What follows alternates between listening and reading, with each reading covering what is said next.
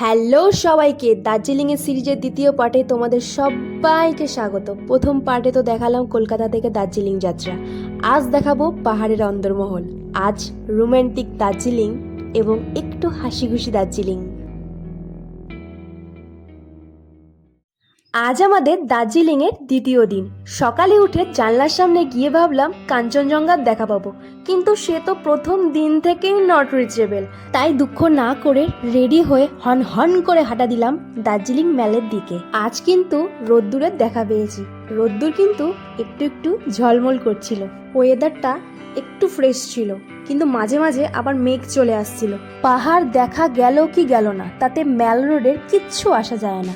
গাড়ি ঘোড়া ছাড়া এত বড় বড় চওড়া রাস্তা, যেখানে শুধু মানুষ হাঁটছে, গল্প করছে ও পাহাড়ি হাওয়া উপভোগ করছে। এই ফিলটাই তো আলাদা।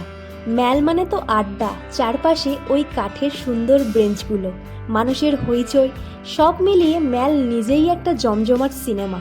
চারপাশ তাকালে মনে হবে কোনো ইউরোপিয়ান শহরে চলে এসেছি। এখানে বসে শুধু মানুষ দেখেই পুরো সকালটা কাটিয়ে দিতে পারে। ম্যালে এসে যদি ঘোড়াই না চললেন তবে কি করলেন? তবে এটা আমার কথা নয়, তবে এটা লোকের কথা। তবে আমি ঘোড়া চড়িনি। ম্যালের আসল মালিক তো এখানকার পায়রাগুলোর দল, আর রাজকীয় ঘোড়াগুলো সকাল সকাল ওদের ওই হেঁটে চলে বেড়ানো ও গম খাওয়া দেখার মজাই আলাদা। ওরা থাকলে কোনো পাহাড়ের অভাব বোধ হয় না। ম্যালে অনেকক্ষণ বসে থাকলাম, চা খেলাম, ঘুরলাম, ছবি তুললাম, ভিডিও করলাম। তারপরে চলে গেলাম তার ঠিক পাশ দিয়ে, ম্যালের ঠিক পাশ দিয়ে চলে গেলাম মহাকাল মন্দিরে। নিউ মহাকাল মার্কেট। তবে আমি মার্কেট বসে থাকতে দেখিনি, মহাকাল মন্দির দেখতে পেয়েছি, তাই তোমাকে মন্দির ঘুরিয়ে নিয়ে আসি, চলো। কিছুক্ষণ সিঁড়ি দিয়ে ওঠার পর উফ, কি কষ্ট হচ্ছিল। এই প্রথমবার এরকম পাহাড় চড়ছি তো খুব কষ্ট। কোনোদিন তো জিম টিম যাইনি, তাই জন্য খুব কষ্ট হচ্ছিল পাহাড়ে উঠতে। ভাবছিলাম নিচে চলে যাব নাকি, না, তারপরে মন ঘুরিয়ে নিলাম। বাবা, এত দূর এসছি, উপর দিকে তাকালাম যে কত দূর যেতে হবে দেখে নিলাম। তারপরে ভাবলাম না, যা চলেই যাই, একটু তো কষ্ট হবে, আর কি করব। উফ মা গো, আর পাচ্ছি না গো, আর পারা যায়? এ আবার কী সব দেখায়, এ আর আমি পারছি না চলতে। এ আমার প্রাইভেট প্রপার্টি দেখাচ্ছে। আমার এত টাকা নেই, আমি আর প্রাইভেট প্রপার্টি কিনতে পারবো না গো। তুমি চলো, উপরে চলো গো, আমি আর পাচ্ছি না। আমি হাঁটতে কষ্ট হচ্ছে, আমাকে প্রাইভেট প্রপার্টি দেখাচ্ছে, কি বলবো বলো তো? আমি দেখবো না, আমি প্রাইভেট প্রপার্টি দেখবো না। হ্যাঁ ঠিক আছে, এটা প্রাইভেট প্রপার্টি, আমার তো টাকা নেই। তুমি চলো উপরে বাবু, তুমি চলো না। ওফ, আবার কি হলো? না, আমি দেবো না, আমি কিছু দেবো না, আমি দেখবই না কিছু। আমার তো টাকা নেই, সব টাকা তোমার যেমন নষ্ট। দেখেছ, তখন থেকে আমি উঠেই যাচ্ছি, কি কষ্ট হচ্ছে বলো তো? এত দূর ওঠা যায়? এত দূর, উফ বাবা, আমার কোমরটা গেল বাবা। আর কত দূর উঠতে? এই এসে গেছে, এইটাই হচ্ছে মহাকাল মন্দির। আমার হাজবেন্ড কিন্তু ঘন্টা বাজিয়ে ঢুকলো, ঠিক আছে? এই মন্দিরে কিন্তু ঘন্টা বাজিয়েই ঢুকতে হয়, ঠিক আছে? ঘন্টা না বাজিয়ে ঢুকলে কিন্তু এই মন্দিরে কেউ ঢুকতে দেয় না। সত্যি বলছি, আমি কোনো ইয়ার্কি করছি না, সত্যি, মানে ঘন্টা বাজিয়ে ঢুকতেই হবে। আর এদিকটা হলো দোকানপাট, এখান থেকে তুমি কিনে নিয়ে গিয়ে মন্দিরে পুজো দিতে পারো। যেমন আমরা ধূপকাঠি, মোমবাতি এইসব কিনে নিয়েছিলাম। মন্দিরটা একটু উপরে, এটা ছোট করে একটা শিব ঠাকুরের কিছু অংশ হয়তো ওখানে পুজো করা হচ্ছে। আর ওই জায়গাটা করে জুতো খুলে তারপরে মোমবাতি আর ধূপকাঠি নিয়ে আমরা আবার উঠতে শুরু করলাম। সেই উঠেই যাচ্ছি, মন্দির আর আসে না। সামনে মন্দিরটা যে দেখা যাচ্ছে, আমি ফার্স্টে ভেবেছিলাম এইটা হচ্ছে আসল মন্দির, এই মন্দিরেই আমরা হয়তো পুজো দেবো, কিন্তু তারপরে দেখলাম না, এটা একটা হনুমানজির মন্দির। তারপর ভাবলাম না, এটা মহাকাল মন্দির নয়। মহাকাল মন্দির যেতে গেলে আমাকে আবার কিছুটা পাহাড় চড়তে হবে। পাহাড় চড়েই যাচ্ছি, তখন থেকে পাহাড় চড়ে যাচ্ছি। তোমরাই বলো কি কষ্ট হচ্ছে। উহ বাবা, ঠাকুরকে দর্শন করতে হলেও তো একটু কষ্ট করতে হয় না? মানে ভগবানও বলবে একটু কষ্ট কর, তারপর তো আমার দেখা পাবি। না না, নিজের ক্যারেক্টারে ফিরি এবার। দার্জিলিংয়ের এই বিখ্যাত মহাকাল মন্দিরে ম্যাল রোড থেকে উপরে ওঠার যে চড়াই রাস্তাটা, সেটা দিয়ে ওঠার সময় আমার মনে হচ্ছিল ভগবান বোধহয় আমাদের পাপের প্রায়শ্চিত্ত পাহাড়ের এই চড়াই রাস্তাটা দিয়েই করিয়ে নিচ্ছে। তবে উপরে ওঠার পর সব কষ্ট দূর হয়ে গেল। এই মন্দিরে একটা ম্যাজিক আছে। এখানে একদিকে হিন্দু পুরোহিত শিব ঠাকুরের পুজো করছে, আর ঠিক তার পাশেই বৌদ্ধ লামারা মন্ত্র পড়ছে। বৌদ্ধ ধর্ম এবং হিন্দু ধর্ম মিলেমিশে একেবারে একাকার হয়ে গেছে। চারিদিকে যেমন শিবলিঙ্গ ও ত্রিশূল আছে, তেমনি সারিবদ্ধভাবে টাঙানো রয়েছে রঙিন বৌদ্ধ ফ্ল্যাগ। এই দৃশ্য ভারত বা পৃথিবীর খুব কম জায়গায় দেখা যায়। এগুলো দেখে মনটা জাস্ট শান্ত হয়ে গেল। ও হ্যাঁ, এখানে একটা প্রো টিপস দিয়ে রাখি। এখানে আসার সময় কিন্তু খুব সাবধান। এখানকার আসল ডন হলো পাহাড়ি বাঁদর বাহিনী। তোমাদের হাতের খাবার ও কোনো প্যাকেট দেখলেই তারা কিন্তু ট্যাক্স উসুল করতে চলে আসবে। তাই ভগবানের নাম নাও আর নিজের ব্যাগ ও ফোনটাকে একটু সাবধানে রাখবে। আমাদের মন্দির ঘোরা হয়ে গেছে। এবার মন্দির ঘুরে আমরা সোজা চলে গেলাম জুতো নিতে। জুতো নিয়ে চলে যাব আমরা মার্কেটে। উফ, কখন থেকে খিদে পেয়েছে বলো তো? কতটা পাহাড় চড়েছি, খিদে তো পাবেই বলো। কত দূর পাহাড়ে উঠেছি, কখন থেকে খিদে পেয়েছে। কিন্তু এখানে না খাওয়ার মতো কিছু ছিল না। আমি একমাত্র একটুখানি ভালো খাবারের মধ্যে একটুখানি কেকটাই আমার একটু ভালো লেগেছে। আর এখানে দেখে না আমার ঠিক ভক্তি আসছিল না, সব কেমন লাল লাল করে রেখেছিল খাবারগুলো। আর এটা হচ্ছে চকবাজার ভেজিটেবল মার্কেট। এখন আমরা চলে যাচ্ছি দার্জিলিং স্টেশনে। আমরা কিছু কিছু স্পট হেঁটে হেঁটেই কভার করেছি।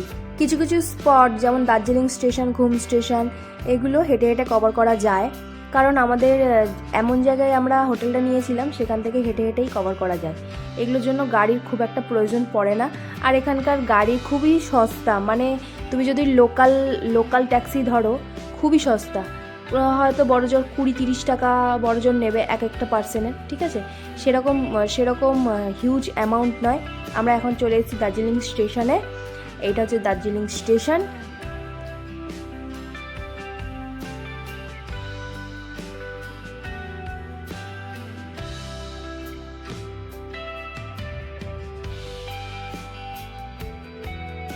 দার্জিলিং স্টেশন ঘোরার পর আমরা চলে যাচ্ছি বাতাসিয়া লুপের দিকে। তোমরা পারলে কিন্তু ট্যাক্সি বুক করতে পারো। তো আমি ট্যাক্সি প্রেফার করিনি, হেঁটে হেঁটে যাওয়াই ডিসিশনটা নিয়েছি। তো আমরা এসে গেছি বাতাসিয়া লুপে। আর বাতাসিয়া লুপের টিকিট হচ্ছে মাত্র 50 টাকা পার পার্সন। তেমন কোনো ভিড় ছিল না, আর আমাদের দুজনের পড়েছিল 100। আর আমরা ঢুকে যাচ্ছি এখন বাতাসিয়া লুপে। টয় ট্রেনের যাত্রা দেখার জন্য এবং বাগানে ছবি তোলার জন্য এটি সেরা জায়গা। দার্জিলিংয়ে ঘুরতে গিয়ে এখানে পা দেয়নি এমন মানুষ খুঁজে পাওয়া ভার। আজকালকার যুগে যেখানে সবাই বুলেট ট্রেনের পেছনে ছুটছে, সেখানে বাতাসিয়া লুপের টয় ট্রেন যেমন এক পরম শান্তির প্রতীক। ট্রেনটা এখানে এত আস্তে চলে যে লোকমুখে গল্প আছে। আপনি চাইলে চলন্ত ট্রেন থেকে নেমে একটা ফুচকা খেয়ে দোকানদারের সাথে দুটো গল্প করে আবার হেঁটে গিয়ে নিজের সিটে বসতে পারবেন। বাতাসিয়া লুপ শুধু একটা সুন্দর বাগান বা ঘোরার জায়গা নয়, এটি ইঞ্জিনিয়ারের একটা দুর্দান্ত মাস্টারপিস। 1919 সালে ব্রিটিশ আমলে এই বাতাসিয়া লুপ তৈরি করা হয়। তখন দার্জিলিং এর পাহাড় টয় ট্রেনের চালুর কাজ চলছে, কিন্তু একটা মস্ত বড় সমস্যা দেখা দিল। দার্জিলিং স্টেশন থেকে ট্রেন যখন ঘুম স্টেশনের দিকে যাবে, তখন মাঝখানে খাড়া পাহাড়টা এত বেশি খাড়া ছিল যে ট্রেন সরাসরি এত উঁচুতে উঠতে পারছিল না। তখন ব্রিটিশরা অসাধারণ একটা বুদ্ধি বার করে। তারা ট্রেন লাইনের ঢাল কমানোর জন্য রাস্তাটিকে সোজা না নিয়ে গিয়ে পাহাড়ের চারপাশ দিয়ে একটি সম্পূর্ণ বৃত্তাকার লুপ তৈরি করেন, যার ফলে খাড়া পাহাড়টা অনেক সোজা হয়ে যায়। সহজ কথায় বলতে গেলে আমরা যেমন খাড়া পাহাড়ে সরাসরি উঠতে পারি না, একটু ঘুরে ঘুরে বা এঁকে বেঁকে উঠি, বাতাসিয়া লুপও ঠিক সেই কাজটাই ট্রেনের জন্য করে দেয়। দেশের জন্য প্রাণ উৎসর্গ করা গোর্খা সেনাদের প্রতি শ্রদ্ধা জানাতে 1993 সালে এই মেমোরিয়ালটি উৎসর্গ করা হয়। And we finished exploring Batasia and started walking again and again. Next we'll head to the monastery. It is just a short distance from the Batasia Loop. My husband, I really enjoy the journey along this mountain road. আচ্ছা, তোমাদের সাথে তো আমি এক্ষুনি বাংলায় কথা বলছিলাম, হঠাৎ করে ইংলিশে কেন চলে গেলাম? ও, ব্রিটিশদের বুদ্ধি শুনতে গিয়ে। ওকে, এবার চলো বাংলায় যাওয়া যাক। খুবই সুন্দর পাহাড়ের কোলে শান্ত পরিবেশে সময় কাটানোর জন্য এবং তিব্বতী সংস্কৃতির ছোঁয়া পেতে এই মনাস্ট্রি দারুণ একটি জায়গা। দার্জিলিং শহর থেকে মাত্র 7 কিলোমিটার দূরে ঘুম রেলওয়ে স্টেশনের কাছে অবস্থিত। এই মনাস্ট্রির প্রধান আকর্ষণ হলো এখানকার গর্ভগৃহে থাকা ভগবান বুদ্ধের প্রায় 26 ফুট উঁচু একটি বিশাল মূর্তি। এখানকার শান্ত পরিবেশ, প্রার্থনার জায়গা এবং ধূপের গন্ধ মনকে এত শান্ত করে দিচ্ছিল যে বলার মতন না। বসে থাকার মতনই একটা জায়গা, খুব সুন্দর শান্ত পরিবেশের মতন জায়গা, এবং বসে থাকতেও ইচ্ছা করছিল অনেকক্ষণ আমরা বাইরেটাও ঘুরলাম। এরকম দোকানপাট রয়েছে বাইরে, আর এরকম জিনিসপত্র এনারা বেচছিল। মনাস্ট্রি ঘোরার পর আমরা চলে যাবো ঘুম রেলওয়ে স্টেশনে। ঘুম স্টেশন নামটা শুনলেই কেমন ঘুম পেয়ে যায়, তাই না? আরে না, ঘুমালে চলবে না, আমি তো গল্প বলবো। ঘুম রেলওয়ে স্টেশনটি ভারতের সব থেকে উঁচুতে অবস্থিত রেলওয়ে স্টেশন। গোটা বিশ্বের মধ্যেও এটি অন্যতম উচ্চতম স্টেশনগুলির মধ্যে একটি। দার্জিলিং থেকে মাত্র 6 কিলোমিটার দূরে অবস্থিত ঘুম স্টেশনের পরিবেশটা একদম সিনেমার মতো। পাহাড়ের ঢালে অবস্থিত এই স্টেশনে প্রায় মেঘ কুয়াশার লুকোচুরি খেলা চলে। দার্জিলিং থেকে ঘুম পর্যন্ত টয় ট্রেনের জয় রাইড পর্যটকদের মধ্যে ভীষণ জনপ্রিয়। স্টেশনটি 1881 সালে তৈরি হয়েছিল। তারপর আমরা একটা শেয়ার কার বুক করে নিলাম। আমরা তো কিছু স্পট একদম হেঁটে হেঁটে ঘুরে ফেলেছি, আর স্পট সেরকম কিছু দেখার নেই। এবার আমরা আসল স্পটগুলো, যেগুলো সব থেকে বেশি সুন্দর, তার জন্য আমরা ট্রাভেলারকে বুক করেছিলাম। ট্রাভেলারের নাম হচ্ছে ওম Shri Ganeshay tour and travels. এখান থেকেই আমরা শেয়ার কার বুক করেছিলাম, এবং ট্যুর অ্যান্ড ট্রাভেলস থেকে আমাদের যে গাইড করা হয়েছে, আমি ভীষণ হ্যাপি। আর দেখো, এখানে সমস্ত কিছু ডিটেলস তোমাদের দেওয়া হয়েছে। আর তোমাদের পক্ষে শেয়ার কার গেলে তোমাদের কিন্তু টাকাও সেভ হবে, আর তোমাদের খুব ভালো গাইডও দেবে এনারা। ওম শ্রী গণেশায় ট্যুর অ্যান্ড ট্রাভেলসের কার্ড নাম্বার সমস্ত কিছু দিয়ে দিলাম। ডিটেলসে তোমরা ফোন করে নিতে পারো, আর তোমাদের কিন্তু টাকা সেভ হবে, এটা আমি বলতে পারবো। এটা হচ্ছে ম্যাডাম, খুব ভালো গাইড, খুব ভালো গাইডার। আর তোমরা এখানে আসতে পারো। আর আমরা যেগুলো ঘুরেছি, যেখানে ঘুরেছি সেখানের ডিটেলস দিয়ে দিলাম। এনারা কিন্তু দার্জিলিংয়ের অফবিটগুলোও ঘোরায়, অফবিটগুলোও তোমরা কিন্তু ঘুরতে পারো। আমাদের যেহেতু ওয়েদার ভালো ছিল না, তাই জন্য আমরা অনেক কিছু ক্যান্সেল করেছি। আমাদের গাড়ি কিন্তু একদম রেডি। আমরা যাব এখন রক গার্ডেন এবং অরেঞ্জ ভ্যালি। আর রক গার্ডেনের রাস্তাটা এত সুন্দর তোমাদের আমি বলে বোঝাতে পারবো না। যারা জীবনে কোনোদিন ভগবানের নাম নেয়নি, তারা এই রাস্তা দিয়ে নামার সময় পকেটে থাকা সব দেবদেবীর নাম জপ করতে শুরু করে দেবে। বিশেষ করে যখন উল্টো দিক থেকে আর একটা গাড়ি আসে, তখন দুই গাড়ির ড্রাইভার যেভাবে ইঞ্চি মেপে গাড়ি পাস করান, তেমন করে এখানকার লোকাল ড্রাইভাররা এত স্পিডে গাড়ি ঘোরান যেন ওটা কোনো পাহাড়ের রাস্তা নয়, এদের নিজেদের বাড়ির উঠোন।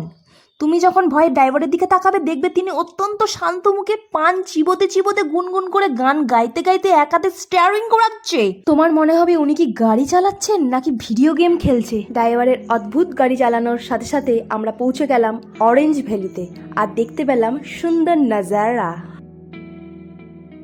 দার্জিলিংয়ের অরেঞ্জ ভ্যালি ও রক গার্ডেন দুই কিন্তু খুব সুন্দর জায়গা।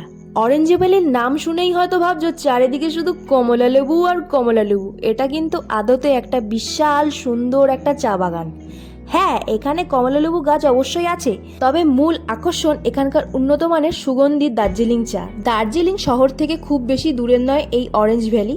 ছবির মতন সুন্দর উপত্যকা ও ক্যামেরাবন্দির জন্য একদম পারফেক্ট জায়গা। তোমরা যদি ভাবো এখানে গিয়ে অরেঞ্জ জুস খেয়ে পেট ভরাবে, তবে কিন্তু চরম ধোকা খাবে। লোক যায় এখানে কমলা লেবুর খোঁজে, আর ফিরে আসে হাতে 1 কাপ গরম চা নিয়ে। ছবির মতন সুন্দর জায়গাটা, খুব সুন্দর জায়গা।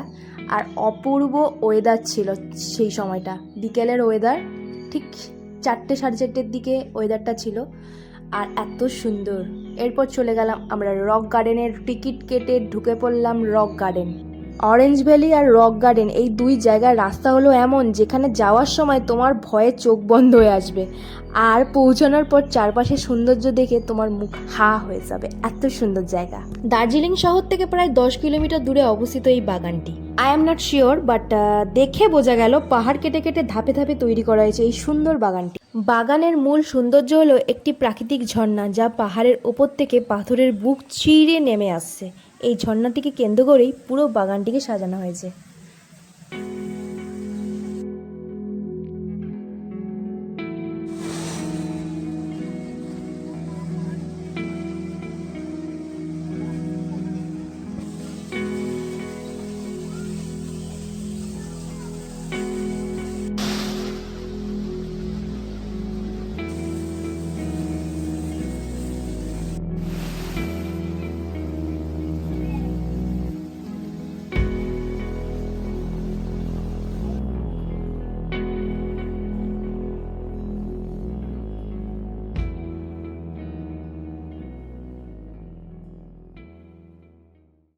বাগানটির একদম নিচের দিকে দাঁড়িয়ে যখন তোমরা উপরের দিকে তাকাবে তখন মনে হবে পাহাড়ের গা বেয়ে একটা রঙিন ফুলের চাদর নেমে এসছে। এখানে ছোট ছোট বেঞ্চের ব্যবস্থা করা হয়েছে, অনেকটা বাগান ও পার্কের মিশ্রণ বলতে পারো। ঝর্ণার ঠিক মাঝখান দিয়ে তৈরি লোহার সেতুতে দাঁড়ালে চারপাশে জলের শব্দ, সামনের মানুষের কথাও শোনা যায় না। ঝর্ণার একদম নিচের দিকে জলের শব্দে খুব তীব্র হলেও ঝর্ণার শব্দ উপভোগ করতে চাইলে বাগানের একদম উপরে চলে যাবে, তখন সেই জলের গর্জন মৃদু একটানা সুরেলা শব্দে পরিণত হয়। পাহাড়ি বুনো ফুলের গন্ধ আর জলের এই মৃদু শব্দ এক নিমেষে মনের সব ক্লান্ত ধুয়ে দেয়।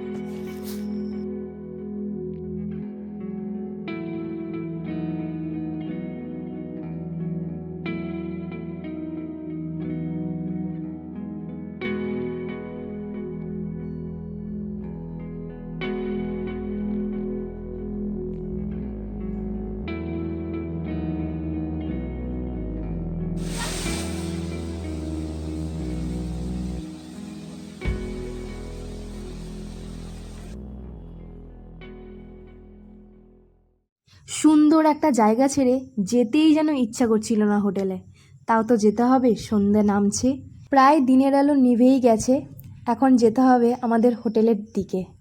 পাইন ফরেস্ট আর জঙ্গল দেখতে দেখতে এবং পাহাড় উপভোগ করতে করতে আমরা চললাম এখন হোটেলের দিকে। এই ছিল আমাদের দার্জিলিংয়ের দ্বিতীয় দিন।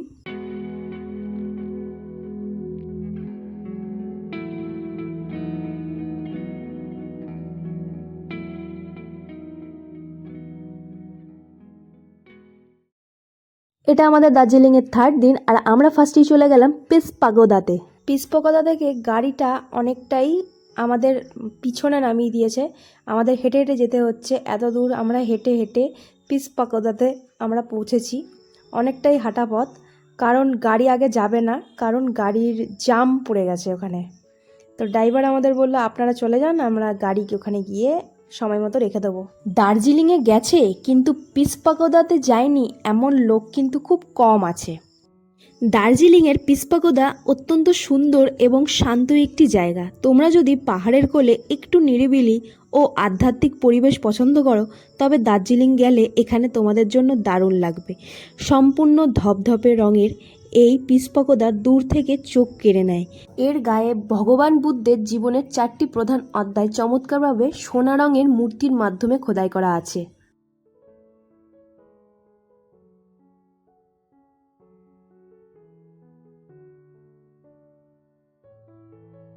পিস পাগোদার উপর থেকে দেখলে কিছুটা এরকম ভিউ দেখতে পাওয়া যাবে, আর চারিদিকে পাইন ফরেস্টে ভর্তি। পিস পাগোদার পাশেই একটি সুন্দর জাপানি মন্দির রয়েছে যেখানে নিয়মিত প্রার্থনা হয়। তোমরা যদি ঠিক সময়ে যাও তবে ঐতিহাসিক জাপানি ড্রাম বাজিয়ে বৌদ্ধ সন্ন্যাসীদের মন্ত্রোচ্চারণ শোনার এক অদ্ভুত শান্তি অভিজ্ঞতা পাবে। এখানে প্রবেশ করার জন্য কিন্তু কোনো টিকিট লাগে না, সম্পূর্ণ বিনামূল্যে ঢোকা যায়। মন্দিরের ভিতরে চড়া আওয়াজ, কথা বলা বা হইচই করা একদম কিন্তু নিষিদ্ধ। এটা একটা পবিত্র জায়গা এবং শান্তির জায়গা। এটা হ্যাপি ভ্যালি ট্রি গার্ডেন। আমরা ভেবেছিলাম সবুজ চা পাতার মাঝে সুন্দর পোজ দিয়ে ছবি তুলবো আর ব্যাকগ্রাউন্ডে থাকবে কাঞ্চনজঙ্ঘা। তারপর কুয়াশা এসে বলল তোমাদের এত কষ্ট করতে হবে না, সাদা ব্যাকগ্রাউন্ড দিয়েই কাজ চালিয়ে নাও। কত আশা নিয়ে একটা মানুষ যায় কাঞ্চনজঙ্ঘা দেখবো, পাতা ছিঁড়বো, তার এরা যে কি পোজ দিচ্ছে তখন থেকে আমার কোনো আইডিয়া নেই। এ তো দেখি একটা জামা টামা পরে পোজ দিতে শুরু করেই দিয়েছে, একজন পোজ দিয়েই যাচ্ছে আর একজন ফটো তুলেই যাচ্ছে। এখানে পর্যটকদের জন্য গাইড ট্যুর থাকে যেখানে চা পাতা তোলা থেকে শুরু করে ফ্যাক্টরি কীভাবে black tree, white tree, green tea তৈরি হচ্ছে তা সরাসরি দেখা যায়। কিন্তু আমাদের এগুলো ভাগ্যতে মেলেনি, কারণ কুয়াশা দেখে আমাদের মন খুব খারাপ হয়ে গেছিলো। দু একটা মার্কেট এখানে আছে, প্রচণ্ড দাম, এখান থেকে একদম জিনিস কিনবেন না। হ্যাপি ভ্যালি থেকে চলে গেলাম আমরা দার্জিলিং জুতে। দার্জিলিংয়ে বেড়াতে এসে যদি কাঞ্চনজঙ্ঘা তো দূরে থাক, চা বাগানও যদি ঠিকঠাক করে না দেখতে পারি সেই দুঃখে আমরা কিছুটা ভুট্টা খেলাম। তোমাদের তো আর কাঞ্চনজঙ্ঘা দেখাতে পারলাম না, তাই দেখো ভুট্টা খাচ্ছি, সেটা দেখেই তোমরা মন পুষিয়ে নাও। পাহাড় দিয়ে যখন চিড়িয়াখানায় উঠছিলাম এরকম অনেক ধরনের মার্কেট দেখলাম, আর এখানে ঝালমুড়ি, বাদাম ভাজা, এরকম অনেক ধরনের অনেক কিছু দোকানপাট এখানে রয়েছে। ওয়েদার ভালো নয় তো কি হয়েছে, কিন্তু আমি না একটা অদ্ভুত একটা পরিবেশ দেখতে পেয়েছি। রেড পান্ডার দেখা হয়তো মেলেনি ঠিকঠাক, কিন্তু পাইন বনের মাঝ দিয়ে কুয়াশা ভেদ করে হেঁটে যাওয়ার যে একটা রোমাঞ্চ, সেটা দার্জিলিংয়ের চিড়িয়াখানাকে একদম অন্যরকম করে দিয়েছিল। সত্যি কথা, এক মায়াবী পরিবেশ তৈরি করেছিল। খাঁচার পশু দেখাচ্ছে এই রহস্যময় কুয়াশা ঘেরা পরিবেশটা, মনে হয় মনটা আমার সত্যি অনেকটা কেড়ে নিয়েছে। পাহাড়ি রাস্তা বেয়ে যখন চিড়িয়াখানা পৌঁছালাম, তখন চারপাশটায় পুরো কুয়াশার চাদরে ঢাকা। জুতে ঢুকতে গেলে টিকিট মূল্য 110 টাকা করে ইন্ডিয়ানদের জন্য, আর ফরেনারদের জন্য 180 টাকা করে, আর ক্যামেরার জন্য আলাদা পয়সা। এটা পুরো জুয়ের ম্যাপ, কোথা থেকে কোথায় গেলে তুমি কি কি জিনিস দেখতে পাবে সেটার পুরো ম্যাপ। এই চিড়িয়াখানা আন্তর্জাতিকভাবে বিখ্যাত রেড পান্ডা আর স্নো লেপার্ডের জন্য, বিশেষভাবে বিখ্যাত। জুতে ঢোকার সাথে সাথেই এখানে দেখলাম এনার সাথে একটা সেলফি তোলার সুযোগ পেয়ে যাবেন। এর পাশাপাশি আমি অনেক কিছু দেখার সুযোগ পেয়েছি, যেমন এনার মুনওয়াক দেখে আমি তো স্তম্ভিত। আমি এত ভালো মুনওয়াক করছে, মানে কিছু বলার নেই। আমি ভীষণ হ্যাপি এনার মুনওয়াক দেখে। তারপরে এখানে একটা ছবি তোলার সুযোগ পেয়ে যাবেন। এখানে ঢুকে আমি অনেক ধরনের ছাগল দেখতে পেয়েছি, প্রচুর ধরনের ছাগল। দুনিয়ার যত ছাগল আছে আমি এই দার্জিলিং চিড়িয়াখানায় দেখতে পেয়েছি। আমার সবাইকে দেখেই মনে হচ্ছে ছাগল, সব ধরনের ছাগল আছে এখানে। এখানে বুঝতেই পারছি না কোনটা হরিণ কোনটা ছাগল। আমার সব দেখেই যেন মনে হচ্ছে সব যেন ছাগলই রয়েছে এখানে, কিন্তু এখানে ডিয়ার লেখা আছে।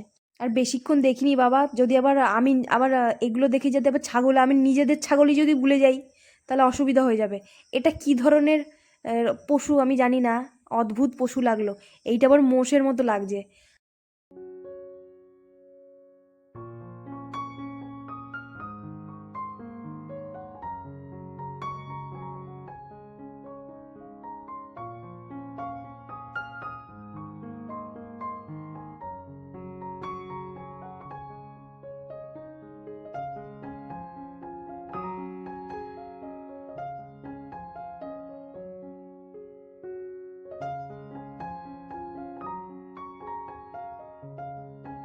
হিমালয়ান মাউন্টেন ইনস্টিটিউট, যেখানে দড়ি দিয়ে ওপরে ওঠার দারুণ একটা ব্যবস্থা আছে।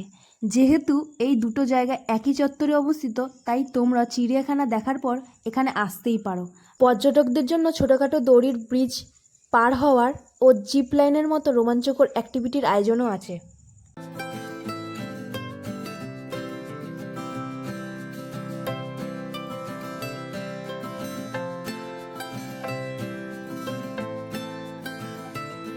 এটা হলো হিমালয়ান মাউন্টেন ইনস্টিটিউট।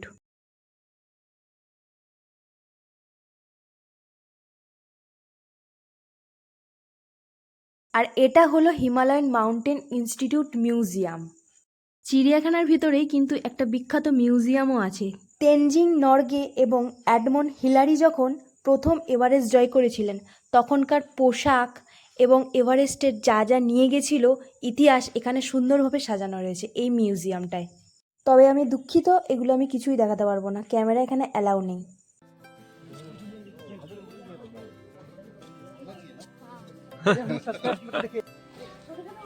ছোট ছোট বাঘ, এই ডাকছে দেখো, ডাকছে দেখো।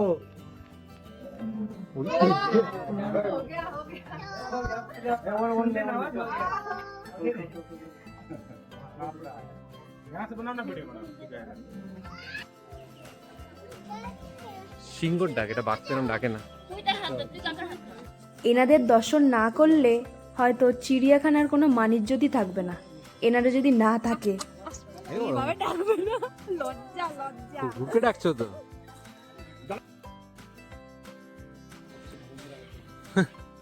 সামনে পড়লে শেষ, আর আর নেই তুমি।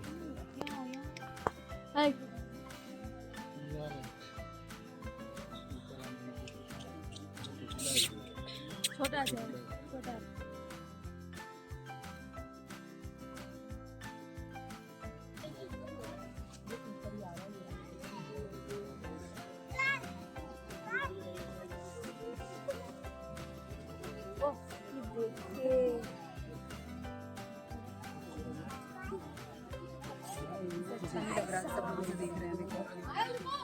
He doesn't like it.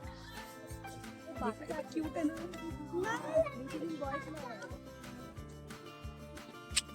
এই তো আওয়াজ করছিল মনে হয়। এটাই করছে। আসছে। হ্যাঁ।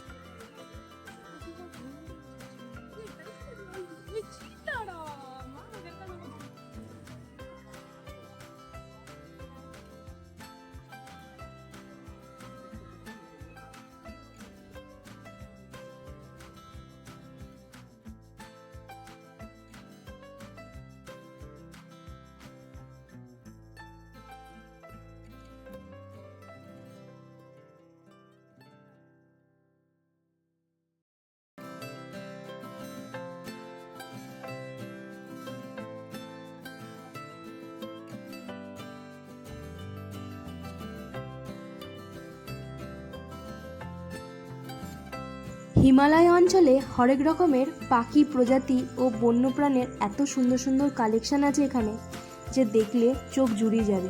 তবে আমি দুঃখিত, অনেক কিছু এখানে দেখানো হয়নি, কারণ মিউজিয়ামের ভেতরে বা ক্যামেরা অ্যালাউ বারণ আছে।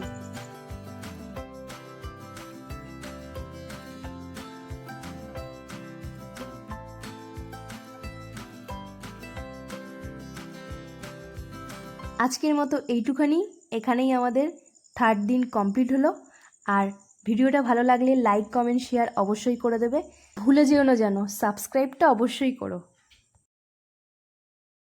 সেদিনকে এতটাই টায়ার্ড ছিলাম যে বাইরে গিয়ে আর খাওয়ার সুযোগ হয়নি, তাই জন্য হোটেল থেকেই অর্ডার করে নিলাম ভাত, 2 প্লেট চিলি চিকেন, রুটি আর তার সাথে স্যালাড।